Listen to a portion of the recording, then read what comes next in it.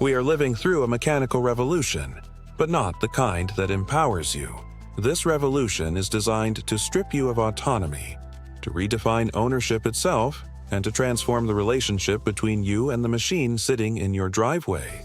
Open the hood of a late-model vehicle today, and what greets you is not the familiar sight of an engine block, belts, and accessible components. What you see instead is a smooth, impenetrable wall of molded plastic. It is clean, it is sleek, it is designed to look sophisticated. But beneath that manufactured aesthetic lies something far more sinister. Attempt to remove that cover, and you will quickly discover that what once was your domain has become forbidden territory. Tamper-proof fasteners designed to require specialized tools. Digital authentication systems that treat your wrench like a trespasser. Components that are legally, contractually, and technologically sealed away from your hands. This is not progress. This is a calculated siege. The driveway mechanic, that figure of American self-reliance and ingenuity, is being systematically erased, and it is not happening by chance. It is the result of a deliberate industry-wide strategy to convert car owners into perpetual tenants. The manufacturers have erected digital walls around the machines you paid for. They have encrypted the software that runs your vehicle. They have engineered the hardware to resist your touch. And now, they charge you hundreds of dollars per hour simply for the privilege of maintaining your own property. This is not a distant threat. It is happening right now, and it is being executed with precision by some of the most powerful corporations on the planet. Let us begin with the hardware, because before they built the software cage, they constructed a physical one. In the past, automotive repair was a matter of basic mechanics. If a component failed, you identified it, you sourced a replacement, and you installed it. The process required little more than hand tools, a manual, and patience. Today, that simplicity has been deliberately destroyed. Consider something as mundane as replacing a headlight bulb. On a truck manufactured in the early 90s, this task required no tools at all. You reached behind the headlight assembly, twisted the socket, and replaced the bulb. 30 seconds, perhaps a minute if you were unfamiliar with the layout. Fast forward to today, and that same task has become an ordeal. On many modern vehicles, accessing a headlight bulb requires removing the front bumper cover, detaching the wheel well liner, or disassembling portions of the front fascia. What was once a roadside fix now demands a lift, specialized clips, and sometimes even the removal of the battery tray. This is not an accident of design. This is hostile architecture applied to machinery. But the engineering obstruction goes deeper. Transmission dipsticks, once standard on every vehicle, have been eliminated entirely on many models. You can no longer check your own fluid level. You are expected to trust a dashboard sensor. And when that sensor malfunctions, as sensors inevitably do, you are not simply replacing a faulty part. You are authorizing a complete transmission service at a dealership, often costing thousands of dollars. The dipstick was not removed to save weight or improve efficiency. It was removed to eliminate your ability to monitor and maintain your own vehicle. They have turned ignorance into a business model. Then there are the repairs that have become functionally impossible without industrial equipment. On certain heavy-duty trucks, the engine bay is so tightly packed that routine maintenance requires what is known in the industry as a cab-off procedure.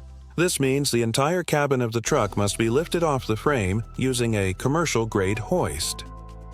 Tasks that a competent home mechanic could once complete in an afternoon now require dealership-level infrastructure and cost upwards of $4,000 in labor alone.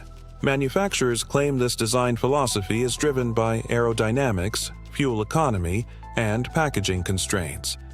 But the truth is far more cynical. They want you to look under that hood, feel overwhelmed, and surrender.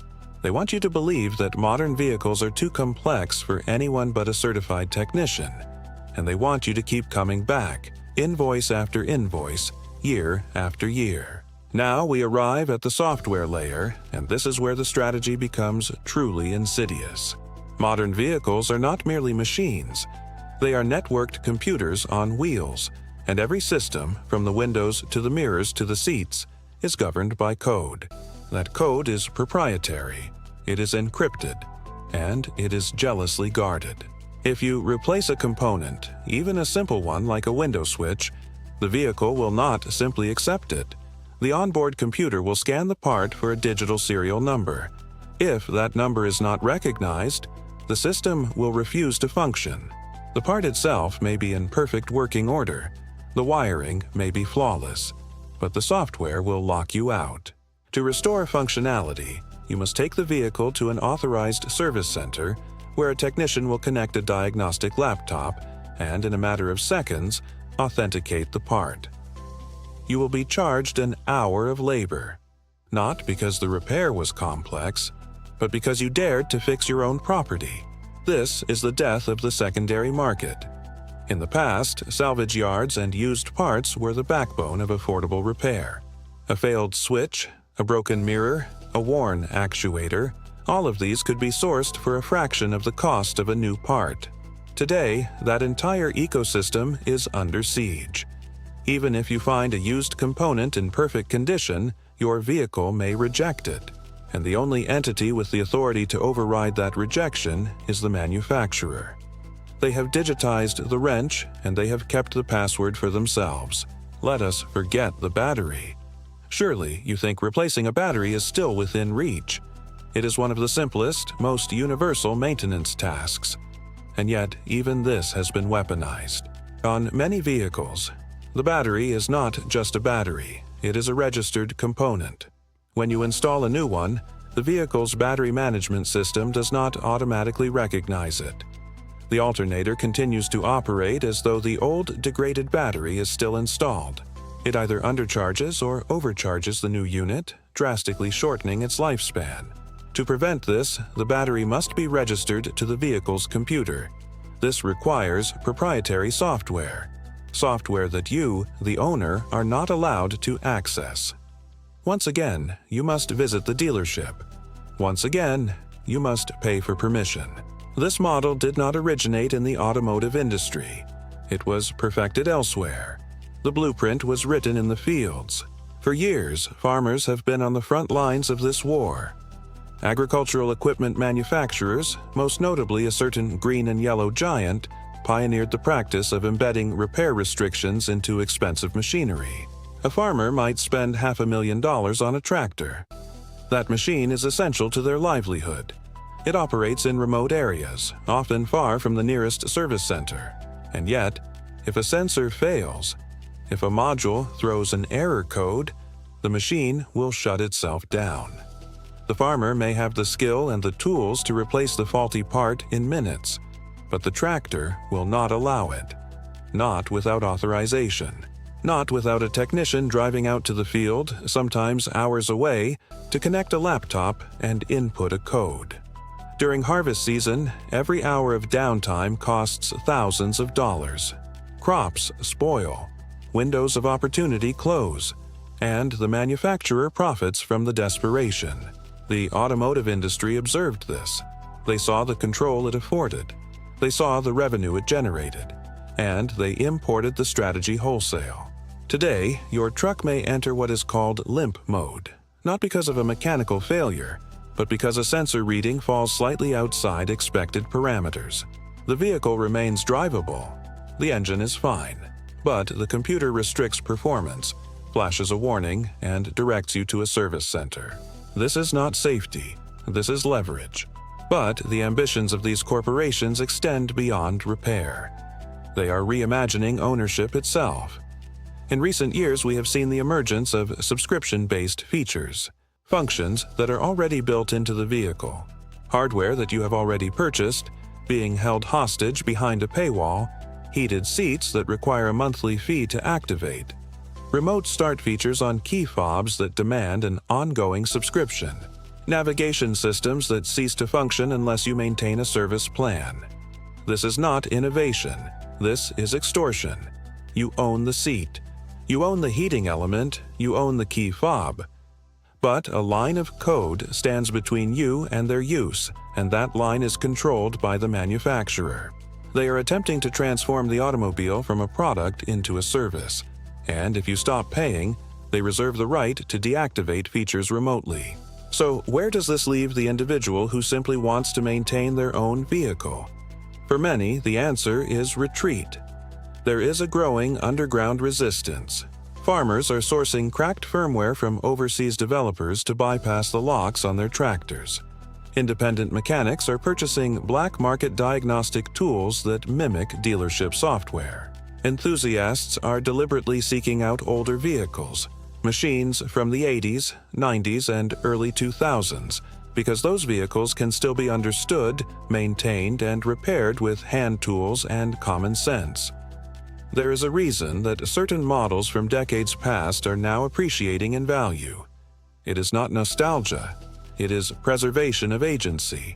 If you purchase a vehicle today, you must understand what you are actually buying. You are not acquiring an asset in the traditional sense. You are entering into a long-term relationship with a corporation that retains ultimate control. They control the software that governs every function. They control the supply chain for replacement parts. They control access to the diagnostic systems. And increasingly, they control whether your vehicle can be repaired at all. Ownership has become an illusion. You are granted a license to operate, but the terms of that license are theirs to dictate. There are, however, paths forward. Legislative efforts are gaining momentum. Right-to-repair laws are being introduced in state legislatures across the country. These laws aim to force manufacturers to provide access to diagnostic software, to allow independent repair shops to source and install parts, and to prohibit the kind of digital lockouts that have become standard practice. But these efforts face fierce opposition. Manufacturers deploy armies of lobbyists. They argue that opening access threatens safety, security, and intellectual property. In truth, what they fear is competition and the loss of control. The second path is personal. If you value autonomy, if you believe that ownership should mean something more than possession, then your next vehicle purchase is a statement. Seek out models that have not yet been fully digitized. Look for trucks and cars where the hood opens to reveal an engine, not a shroud. Prioritize vehicles with mechanical linkages, analog gauges, and accessible components. Support manufacturers and models that have resisted the urge to encrypt every system. And when you find a vehicle that meets those criteria, maintain it. Keep it running. Treat it as an asset worth preserving, because it is. We are at an inflection point. The next decade will determine whether the automobile remains a tool that individuals can own, operate, and repair, or whether it becomes a managed service. A rolling data node leased from a corporation that can restrict, monitor, and monetize your every movement. The war on do-it-yourself is not a conspiracy theory. It is documented in service manuals, user agreements, and diagnostic protocols. The siege is real, but it is not yet complete. You still have choices. You still have leverage. Reject the ransom. Protect the old iron, and never let them convince you that you are not allowed to fix what is yours.